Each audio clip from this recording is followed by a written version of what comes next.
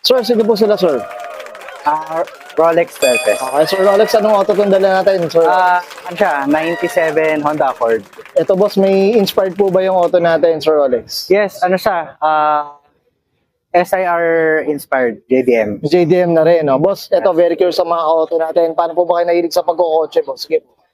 Ano bata pa lang mahilig na rin talaga, tapos pinasa ng airpass ko sa akin tong Accord. Bale, ako na nagano.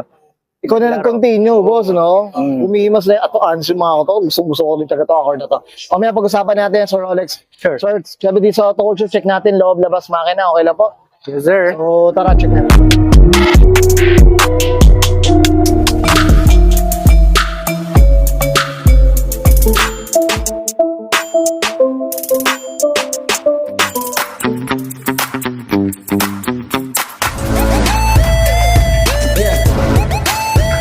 Okay, usapang interior tayo, Sir Rolly. Ano meron dito, boss? Sige po. Ano, all stock lang siya.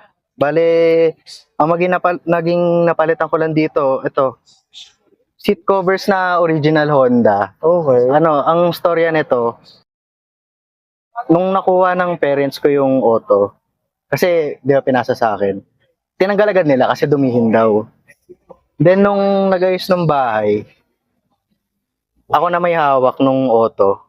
Nakita namin, kasi, kaya kinabit ko kasi original Honda pa siya, nakalagay Honda Cars Makati. Ito, medyo may pagka-corduroy pa nga. Oh.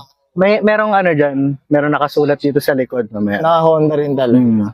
Stock lang naman yung loob. Wala nang pinalitan dyan. Anong ba ito, mga auto? Mapapaglaruan mo pa rin, ano? Ganda mga auto. Ang linis, oh. Uwi na uwi, mga auto. Okay, that's it.